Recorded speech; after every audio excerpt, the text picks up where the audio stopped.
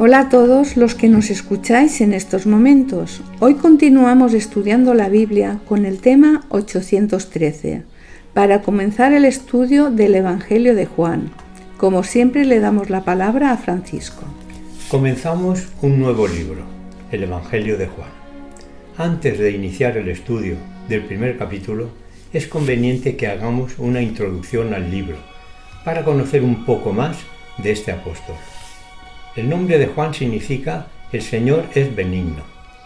Este Evangelio es anónimo en el sentido de que, por razones conocidas solo por el autor, éste evita deliberadamente toda mención de su nombre. No se identifica como uno de los dos discípulos que primero siguieron a Jesús, y con mucha modestia se refiere a sí mismo con las expresiones «aquel discípulo», el discípulo a quien amaba Jesús, el discípulo que da testimonio de estas cosas y el que escribió estas cosas. Desde muy antiguo, la tradición cristiana ha señalado a Juan como el amado, no solo como la fuente de información, sino también como el escritor del Evangelio que lleva su nombre. Juan se distinguió sobre los otros 12 discípulos como el discípulo a quien amaba Jesús. La lealtad personal y la ardiente dedicación a su maestro parecía arder más pura y más brillante en su corazón que en el de sus compañeros. Entre Juan y Jesús se desarrolló una amistad íntima, más íntima que las de los demás. Así como Cristo, por ser el único que conocía perfectamente al Padre, era el único que podía revelarlo auténticamente. Así también Juan estaba en magníficas condiciones para presentar en su Evangelio las sublimes verdades acerca de Jesús. Cuando Juan y su hermano Jacobo llegaron por primera vez a Cristo, recibieron el apodo de hijos del trueno. Eran orgullosos, seguros de sí mismos, ambiciosos de honores, iracundos, se ofendían fácilmente, a menudo albergaban el deseo de vengarse y lo llevaban a cabo cuando tenían la oportunidad. Lo que ha descrito Francisco demuestra que Juan tenía grandes defectos, pero indudablemente que Juan no fue escogido como discípulo por tener un carácter agradable o noble, pero por debajo de esta apariencia desalentadora, Jesús vio un corazón ardiente, sincero y amante. Fue al comienzo un mal alumno, pero en quien el Maestro vio un apóstol dinámico. Cuando Juan tomó sobre sí el yugo de Cristo, se transformaron su carácter y toda su vida. Al contemplar a Jesús, aquel que es codiciable en todo sentido, Juan sintió el supremo anhelo de asemejarse a su maestro. Era menor que los otros discípulos y, con la confianza y la admiración que la juventud siente por un héroe, de entregarse más de lleno a la influencia de esa vida perfecta, llegó a reflejarla más plenamente que sus compañeros. Su espíritu era muy receptivo, más sumiso.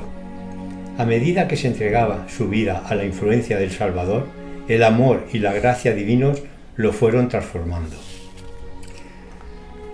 Al hogar de la infancia de Juan estaba en Besaida, una aldea de pescadores en la orilla norte del mar de Galilea.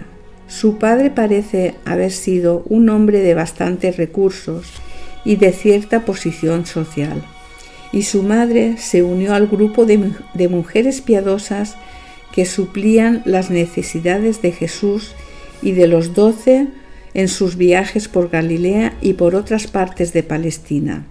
Juan fue miembro de este círculo íntimo de 3 hombres a quien Jesús tuvo como compañeros especiales y que compartió con él las vivencias más profundas de la misión de su vida. Ya en la cruz, Jesús le encomendó a Juan el cuidado de su madre. La tradición cuenta que muchos años más tarde, ella fue a vivir con el apóstol a Éfeso, donde él dirigía las comunidades cristianas de la región. Juan fue el primero de los discípulos en llegar a la tumba en la mañana de la resurrección y el primero en comprender la gloriosa verdad de que el Señor había resucitado. Desde ese momento se dedicó por entero a proclamar al Salvador crucificado, resucitado y próximo a volver, dando testimonio de lo que había oído, visto y experimentado del Verbo de la vida.